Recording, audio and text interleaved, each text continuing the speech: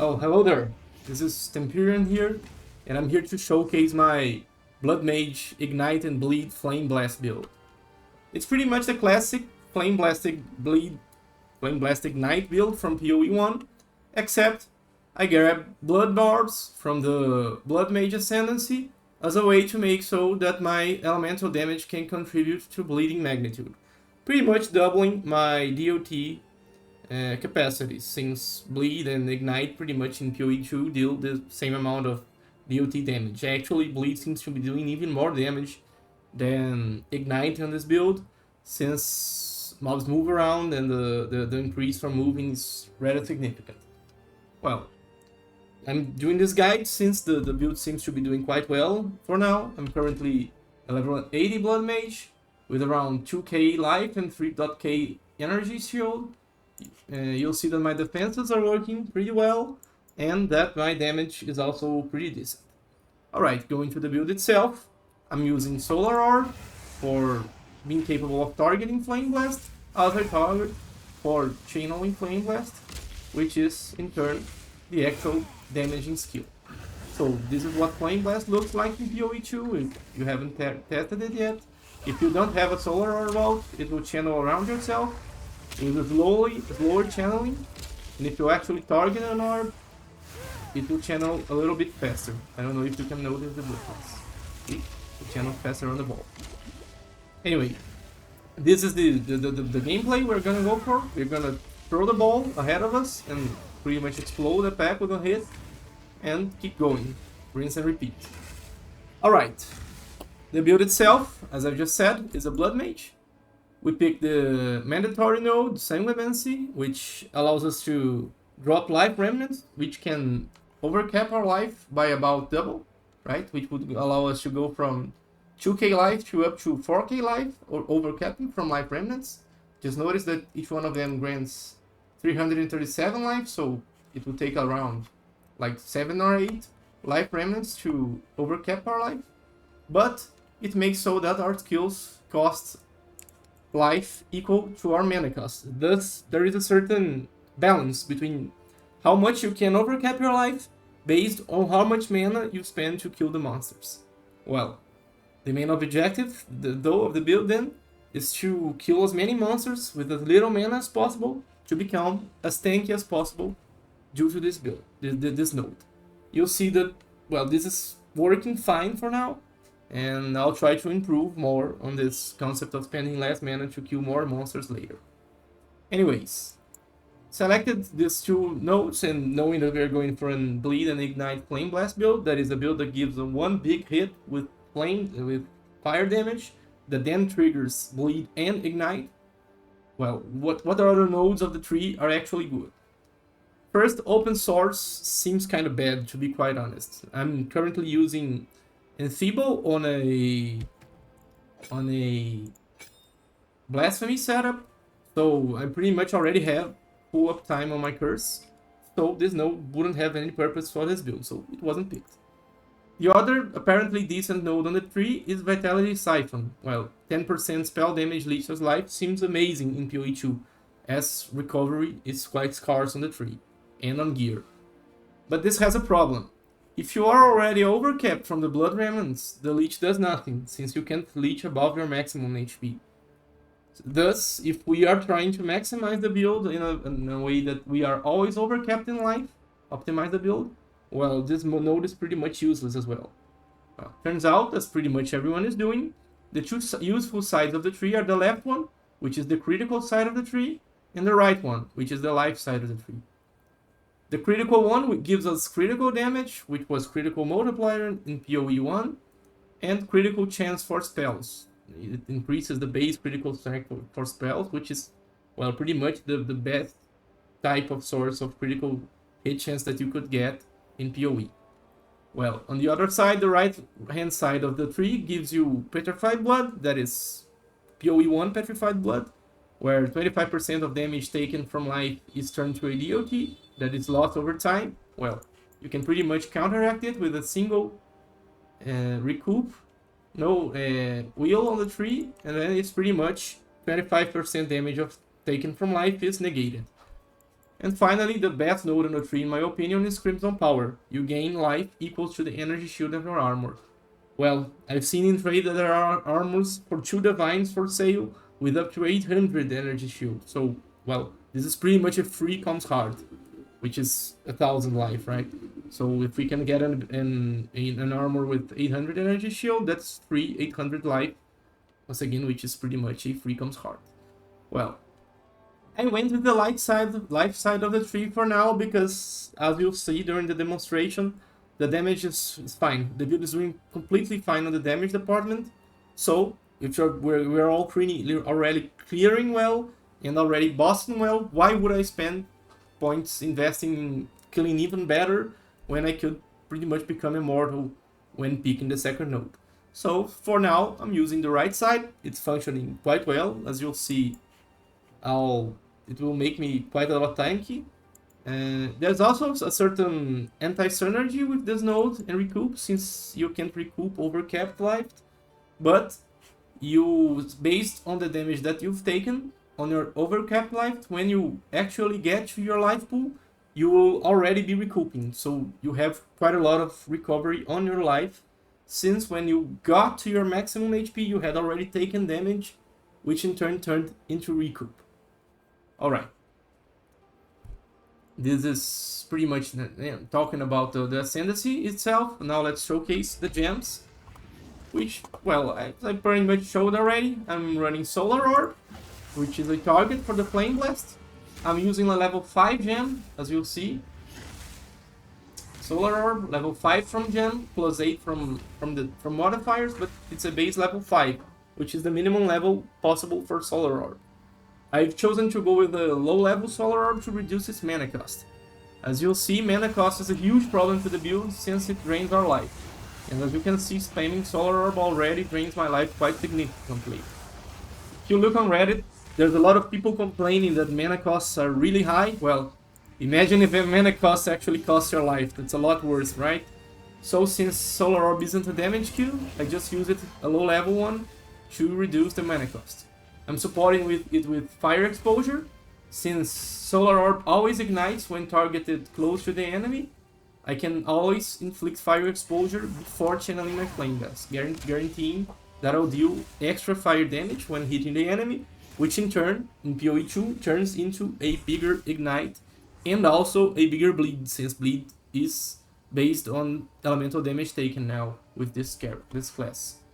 Well, Arcane Tapeworm helps me with clearing, since I can channel my Flameblast faster, but also since Flameblast is based on mana per second, since I can cast faster, I'll spend less mana channeling to maximum stages, thus optimizing my life expenditure. I go also for Lacerate to allow myself to inflict bleeding, since Flameblast doesn't have base Ignite, and somewhere along the way I stopped talking about Solar Orb and started talking about Flameblast. Alright, let's keep it going then. Well, Flameblast is Fire Penetration for damage, Arcane Tapeworm for channeling and costing less life, Lacerate to allow it to bleed, and Inspiration for less mana cost. Let me show you what happens when I take Inspiration off of my life. This is so sad. This is one channel without the orb, look at it. Pretty much a fourth of my life was lost just for channeling Flameblast. Alright, for Solar Orb, as I was saying, 5 levels from the gem, a little bit more from the tree, from the gear, using Fire Exposure so that the orb automatically applies exposure on being casted, Strip Away, which improves the effect of said exposure, and Fountain of Blood, which makes so that standing near my orb makes me heal HP, is my HP read. Pretty much I'm using these nodes, this support, since I couldn't find any other useful ones, and this allows me to recover my life a little bit faster when I've depleted it casting spells. Although, as I've said, I typically would want to stay overcapped, but sometimes, as you'll see, this will be useful after getting hit, so that I can recover my life a little faster. Alright, the two main skills are already explained. I'm also running Detonate Dead so that I can deal a decent amount of damage while in the middle of many mobs, since channeling Solar Orb while getting stunned is quite hard, channeling Flameblast. So when I'm getting stunned a lot, I turn to flame to detonate that as a way to kill the mobs without getting stunned while channeling Flameblast. It's linked with considered casting for more damage with hits, since cast speed isn't an issue with Detonate Dead, as I'm using it together with both Spell Echo and Unleash. Differently from POE1, Unleash and Spell Echo seems to work pretty well together, since each cast from Unleash is actually echoing. So I get around 6 explosions from one cast. Well, imagine I'm in the middle of a big pack, as you'll see during the demonstration. I'm getting stunned non-stop. Some mobs have already died from a previous explosion, and I just detonate that. 6 corpses will explode, and as you have already seen, detonate that is pretty much OP in POE1 and POE2. So, well, this will wipe pretty much any remainder of any pack that might have surrounded me. Other than that, I'm using Mana Tempest as a form of additional damage, of gaining additional damage, as Mana Tempest gains 74% extra damage as lightning. This will allow me to chop the enemy. Thus, I don't only add 74% extra lightning damage, which doesn't really contribute to the ignite, but does contribute to the bleed, but it also allows me to shock, increasing my damage by 25% more. It's a multiplier, that's more. And it's currently supported with Premeditation for 15% more, supported for more empowered skill damage, and Murderous Intent for Culling Strike. I still have to think about the last link. And of course, I may eventually 5 and 6 link this if I get rich. Finally, for Spirit Gems, I'm using Green Feast. This helps with Energy Shield recovery, since I haven't found any decent way of recovering Energy Shield yet. And it allows me also to overcap my Energy Shield. You'll see that I have some mechanics that I think are working well to allow me to further overcap my ES. Finally, I'm using Blasphemy with Enfeeble as a defensive mechanism. As I've said, I'm using this basically for defensive mechanism. I've tried many other spirit setups. I've tried using Cast on Ignite with Ice Wall as a manner of casting barriers between me and my enemies. And well, since cast on skills are now based on the magnitude of the ailment applied, I was getting quite a lot of energy and casting quite a lot of Ice Wall, since the magnitude of our Ignite is humongous with a Flameblast. Well, it turns out it didn't work quite well because it was really annoying, the Ice Walls spawning all around the place and stopping me from moving. So, well, I just removed it and turned around for Blasphemy and Feeble. I also tried Blasphemy Blasphemy and the Reduce Fire Resistance Curse one, which, well, increases my damage, but as you'll see, damage is not a problem, so let's go for defenses. And I have also tried going for Temporal Chains, which also turned out to be pretty bad. I mean, it slows mobs down by 25%. That's good, which will allow you to run away from most melee mobs. But turns out that most mobs are so fast that it doesn't really make a difference if they are 25% slower. They'll still reach you super fast.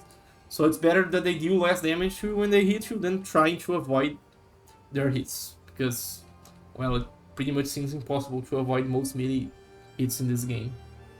Other than that, I'm using Magnified Effect. I'm not quite sure if this works. And Ritualistic Curse, which I'm also not quite sure works. But, well, since I've got the sockets open, I'm using them. And I've also got Sigil of Power from my staff, which also grants me some more damage when spending mana inside the Sigil. Well, since as I've shown you, I pretty much chugged through my mana with some few casts of Flameblast, so Sigil of Power turns out to be a pretty decent buff. Well, it seems right now on my hideout I am dying from casting my spells. Yes, I am dying from casting my spells, but it's not as bad when you do it while mapping, since you have the remnants constantly recovering your life and your energy shield. You'll see it. Well then, the skills are explained. The gear, there's not much secret with the gear. It's pretty much all around decent rares. All of them cost around 10 exalts, so it's pretty much a one divine budget build. I'm using as unique Candlemaker to double my ignite chance. I'm not quite sure this is necessary. I might switch this around later. and I'm using a Series Disdain, which grants 29% maximum of my life as extra energy shield, and makes so that 25% of damage taken bypasses energy shield. This is good. This 25% damage taken bypasses energy shield is actually pretty good, since it will help me first overcap my energy shield, since it's pretty much 25% less damage taken to energy shield. So it will help me overcap my energy shield with the remnants, and it will make use of my overcap life, so that I can pick up other remnants without simply wasting the recovery. So it pretty much means 25% less damage taken, since I'll be constantly overcapping my life. I can't do this yet. I mean, Flameblast costs too much and the remnants are not recovering enough. But I think as I'll refine the build, I'll be capable of making it so that I'm always fully overcapped on life. Not only that, but after I'm no longer overcapped, that is, after I'm full life, this helmet gets even better, since the damage will go to my life, but I've got 25% recoup, right? And the damage, well, 80% of it went to my energy shield, and 75% went to the energy shield, and 25% went to the life. But I already got 25% recoup. So while I have energy shield, it's like I have 100% recoup, right, for life, because 100% of the life that was the damage to life that was taken will be recouped, since it's based on the total hit damage. So it pretty much means that any hit that bypasses my energy shield, if it doesn't instantly kill me, it will eventually be recouped. Not only that, but it also helps me to manage my life cost for my skills as a decent form of life recovery. Well, it also turns out that I have this node, so you can understand that there are multiple layers of defenses going on when it comes to taking damage. When I take damage while I'm on full ES and full life, 75% goes to the ES, which is just lost. It was probably overcapped, so I'll be fine. I'll have a lot of ES late game. Well, 75 goes to the life, which may also be overcapped, which in turn gets reduced by 25% by this node, and eventually I'm thinking of throwing around also 8% of the damage to my mana, but well, I still haven't got to that point yet. I'll test that out and in a future guide talk to you guys about if it worked or not. Anyways, for the gear, it's pretty much generic rares, good rares. The staff grants me plus 6 level 12 fire skills, which is extremely important for the build. I mean, as in POE 1, the best type of spell damage is spell gem level, so plus 6 levels is completely insane. I really need a little bit of chance of to ignite, so this 100% is also mandatory. And I've tried going with extra damage as cold and lightning to allow me to shock and ignite. Shock and chill. As you'll see, chilling pretty much just works for slowing the enemies. I can't get to freezing them. I usually kill them much earlier than freezing them, but I can typically chill, which is useful as a defensive mechanism. Though this is also not only 70% more bleeding damage, although it doesn't work for igniting, right, since igniting only scales from fire. This is the cold modifier pretty much makes me so that I do 70% more bleed, and not only that, it slows mobs. While the 27% extra lightning damage works to help me shock while I don't have Mana Tempest on. Not only that, it also increases the bleed damage, and finally, being capable of both bleeding and ignites scales this node, which scales with the number of elemental ailments on the enemy, and also scales these two nodes, which grant you increased elemental damage if chilled or shocked an enemy recently. I haven't still picked them because I haven't come to do it, but well, I plan on doing so. And finally, shock also allows me to deal more damage. The rest of the gear is pretty much life and resistances. On the rings, notice that I have cast speed on both rings. Cast speed is huge in POE2, like 20% cast speed for a single ring. That's absolutely insane. And cast speed not only helps me clear faster, which is a defensive mechanism, but it also reduces my mana cost, since I can channel full Flameblast faster, which in turn turns into more HP for us. The rings are pretty much the same: life, cast speed, and resistances. The amulet: life, spell level, spell damage, and resistances. I need a little bit of int, so I bought an amulet with int. the headgear I've already explained it. A huge ES shield that was around 15 to 20 exalts. It has big ES, decent fire resistance, and some maximum life. And finally, some move speed, life, and resistances boots, and life and resistances on the belt as well.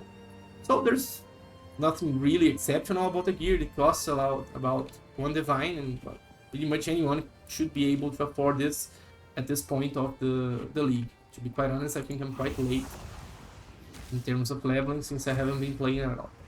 Also, just noting, all fire skills before Flameblast are complete garbage. Don't level as a fire mage. If you want to play this build, first, don't pick this node while leveling. Just don't ascend, don't waste your time. This node is bad while leveling. It's straight out of the nerf. It's really good now, but it was really bad while leveling. And well, don't level as a flame archetype of mage. Pick cold or lightning on the tree. The nodes are all nearby one another, so you wouldn't have to change the tree, which we will explain.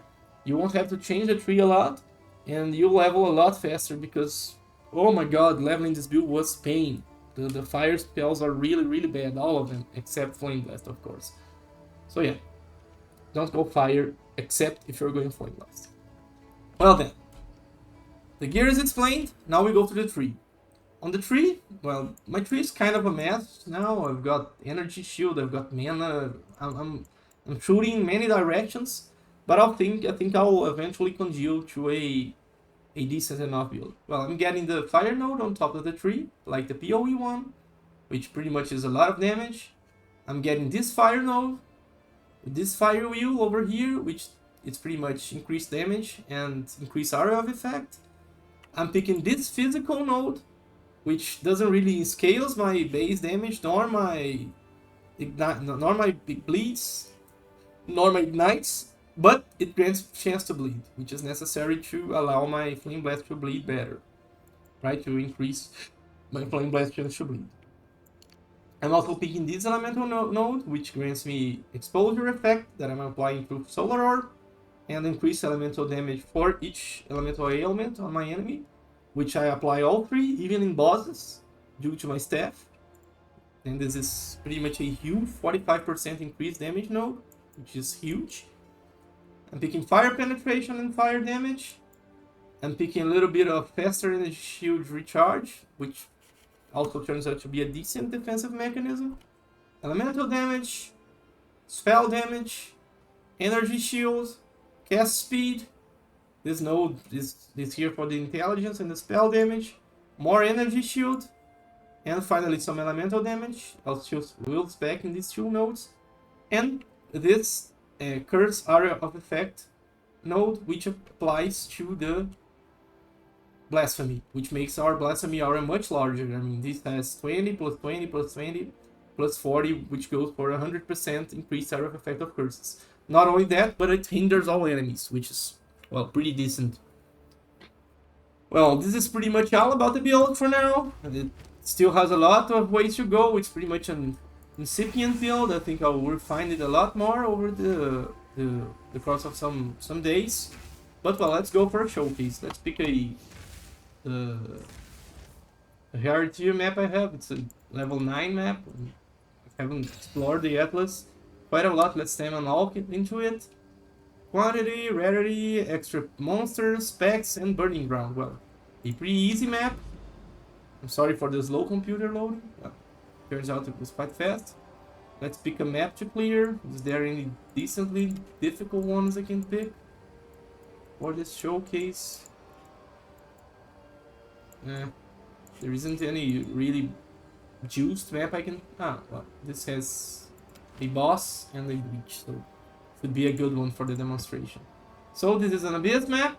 The boss doesn't move, so I'll do a little bit less single target damage since the boss doesn't move and I can bleed then. I can't apply the moving multiplier from bleeding, but it will make for a good showcase anyway. As you'll see, the damage is quite good. I can clear entire screens with 1 class of Flameblast. The main problem of the build is sustain. Sorry for mobs loading while I'm killing them. My PC is kind of bad, so We have to deal with it. Anyways, as you'll see, I cast a Flameblast, and everything dies. That's pretty much the gist of it. As you see, my life is already overcapped. If you look at it, you'll notice my life is overcapped quite easily. Talking and gaming at the same time is super hard, so I'll play a little bit bad in this match. Oh, the burning ground is quite bad. It's stopping me from recharging my ES. Anyways, fully overcapped life, a little bit overcapped ES, and we keep going. As you see, I'm pretty much face tanking most mobs, and they don't really harm us. I mean, this isn't a super high tier map, a super juke one or nothing. It's pretty much a demonstration on a basic mid tier map, but I think it's already a pretty decent proof of concept, right? Flameblast is good. It deals a lot of damage. We clear well.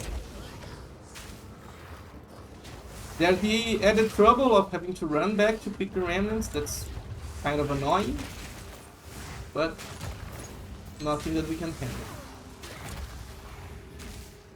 You can also notice that the area of the blasphemy is quite large, so that's why we go for that node. Not only that, you can notice that the area of our spells are also quite large. The area nodes of the tree give like large amounts of area, like 15% and 30% depending on the node, which is quite a lot more than the POE ones did, right?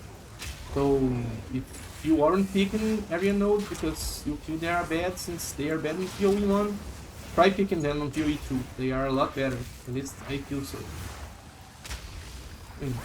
Look at this clear, guys. This is fine. I'm pretty much overcapped most of the time, as I've said, both in life and ES. Like, I'm already at 10k pool, total pool. A lot more than that if you think about those damage transferring mechanics I've just explained, but good enough for now, right? I'll try to rush down to the boss instead of full clearing the map so that you can guys see the single target damage. After getting finished with the map, I'll do a little montage of me killing some actual bosses that move around, since I'll do a lot less damage to do that. For now, you can see that I'm mostly using Flameblast and Solar Orb. I'm not really using Mana Tempest, Sigil of Power, or Detonate That, as to use the least amount of mana possible to allow me to be as overcapped as possible. During this map, I think I pretty much used Detonate That once, since I killed a rare pack and the main mob didn't die instantly. I just detonated its minions and it died instantly. I'll do it again if I find any other rares on the way to the boss. I also use it to finish mobs like that.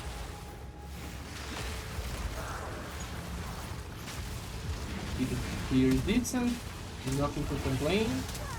And well, since my damage already one-shot the entire screen, why would I waste my time and my points going for more damage on the tree, right? Since I could just get more defense and get more immortal. And I prefer being overcapped on defense than being overcapped in damage. Sorry. I need some mobs here. As you see, my Detonate That completely wrecks my mana pool. I will not do a breach while recording or my PC will crash. I'm sorry for that.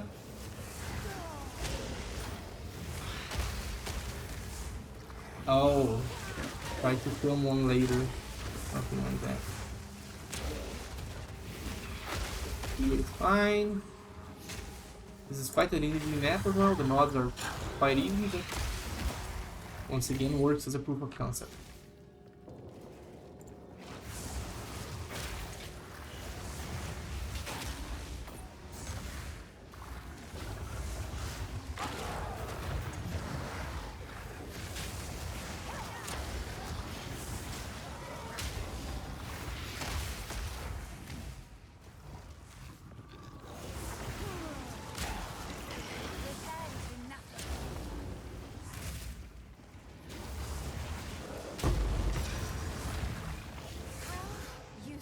Anyways, where is the dang boss?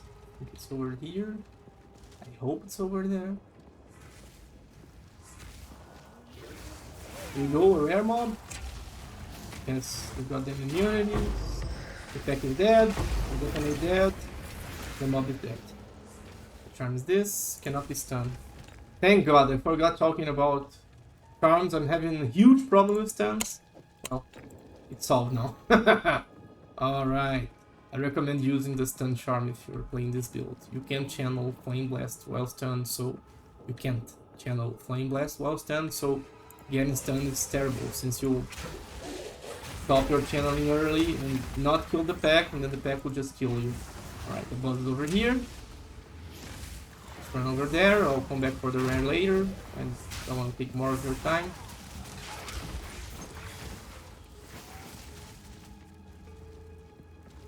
And almost there, let's get the dude. Alright. As I've said, this mob doesn't move around, so our damage will be a lot lower again. With our rotation, if we cast Sigil of Power, we cast Flame Orb, we cast a Storm with Channel, and boom! Big damage.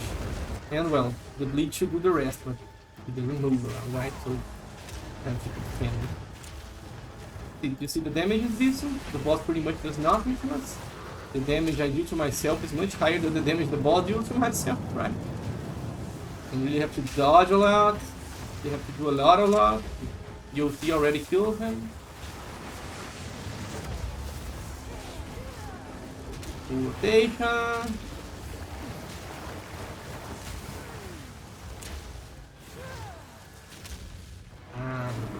This boss doesn't move. You see, I can pretty much tank this damage, and then if I red cap, so it's a given. It doesn't really have any hard modifiers, but alright, I almost killed myself right there. And that's it. It was kind of a slow clear since the boss didn't move.